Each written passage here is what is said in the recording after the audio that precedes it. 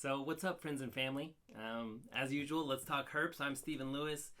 This is Midas, my super dwarf reticulated python from Reach Out Reptiles. He's about to turn 2 years old this year. I love this guy. But anyways, I got to thinking. There's a lot of common knowledge out there and a lot of stuff that gets mixed up and in folklore, husbandry, and those sort of things. And I wanted to know exactly what was kind of out in the zeitgeist. And what I mean by that is AI programs specifically have a fun way of combing the internet and taking everything they read and turning it into comprehensive text. So it's a real problem in academia with students cheating, but I thought I'd have a little fun with it and see if AI will kill my snake. So there's a few care guides out there that are less than appropriate on the internet for a lot of snakes. But for the most part, it's pretty well known how to keep them. And if you talk to keepers on the internet, we know how to keep them. And it'll be interesting to see what AI says. So let's check this out. So first off, I'm on Chat, which is ChatGPT, which is part of OpenAI.com. And if you go real slow, you can really generate a lot with this. I'll put a link in the description down here, but it's an amazing tool. And God, I just want to show you Midas. He's just, I don't know if it's focusing on me or not, but he has just shed and his colors are really popping. He's starting to brown out a little bit now. But anyways, back to this. So let's read it, okay? Let's see what AI says about how to care for Midas. This is so cool. It starts with a little introduction. Super dwarf reticulated pythons are a type of python that is known for their small size and striking appearance. Yeah, that's true. They are popular among reptile enthusiasts due to their manageable size, low maintenance, and interesting behavior. However, owning a super dwarf reticulated python requires specific care to ensure their well-being. Here is a comprehensive care guide for super dwarf reticulated pythons. Housing. Super dwarf reticulated pythons require a spacious enclosure to move around and exercise. I agree. The enclosure should be at least 4 feet long, 2 feet wide, and 2 feet high. That's pretty small. For a pure super dwarf like Midas, a male, judging by his size and growth, he's, like I said, he's not even 2 years old yet. I do not feed him. I do not power feed this guy by any means. He will get really large meals and have long periods of rest in between.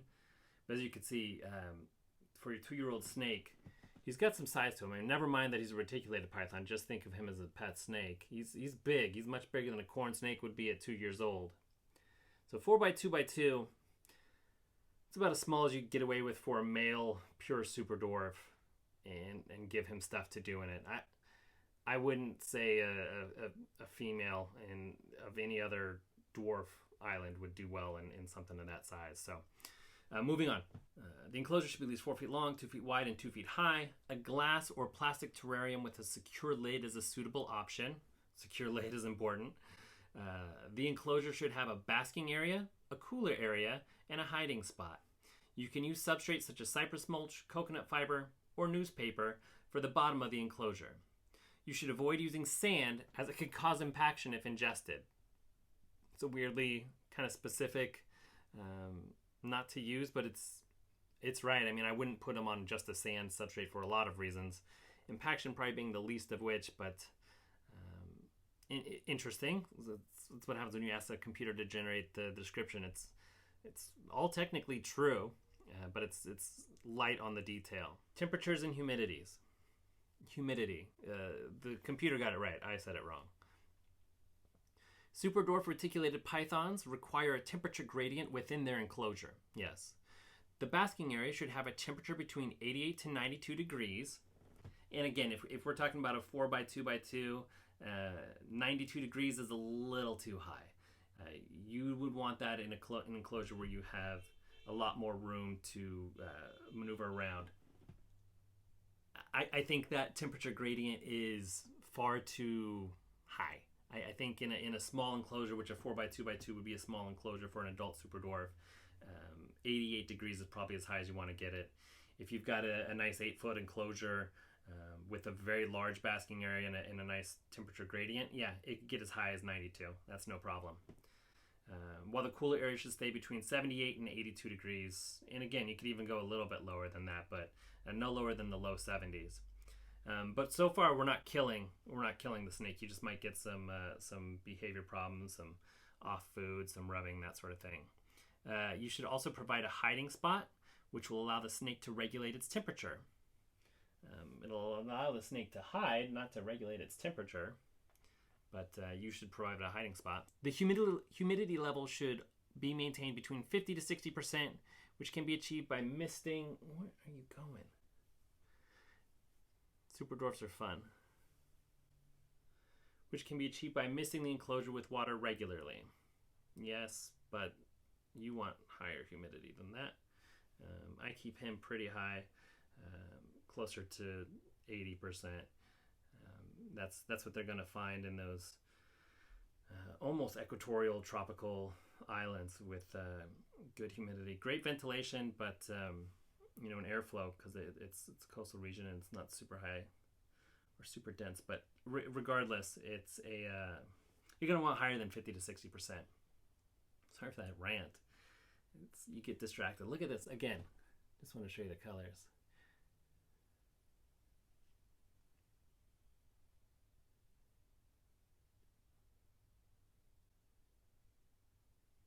But yeah, you want to go a little higher humidity.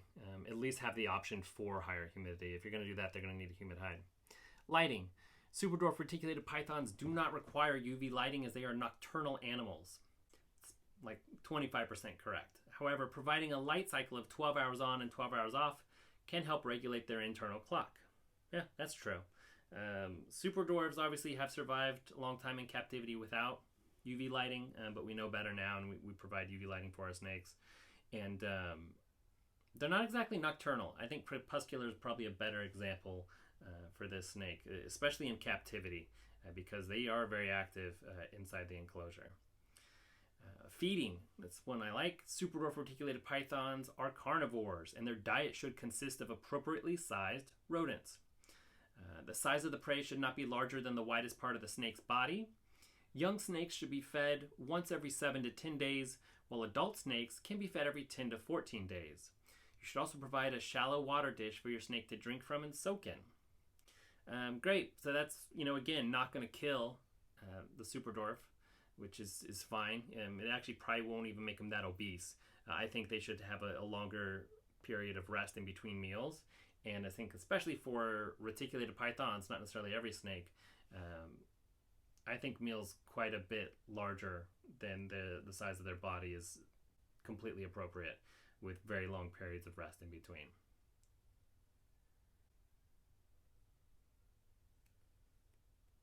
Aren't these snakes so cool?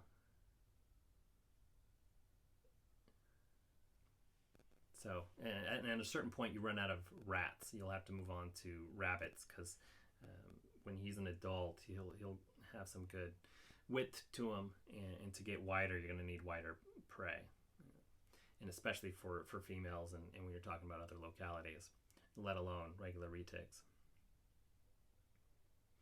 Handling. When handling your super dwarf reticulated python, you should be gentle and avoid sudden movements. I'm trying to do that. You should also support the snake's weight and avoid grabbing them by the head or tail. Handling sessions should be kept short and infrequent, as snakes prefer to be left alone. Don't I look like an ass holding a snake doing this? AI got me on that one. That is completely right, and I think Midas doesn't mind it so much, but as you can see, he's very interested in going elsewhere besides just me, so they're on to something there. And for the most part, that's true. I almost recommend handling no snakes.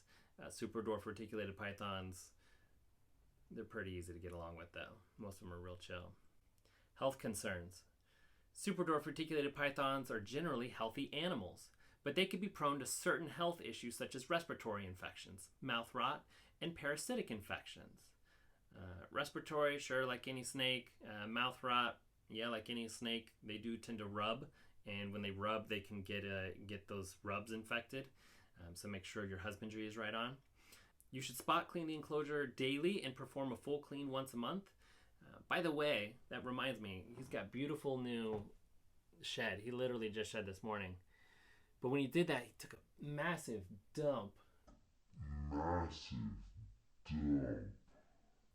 Inside the enclosure, and it took me a while to realize what it was. So I noticed that when I was pulling him out, that he had the fresh shed in there with the poop in it. And I'm glad I figured out what smells in my apartment. And I'm glad you guys know too.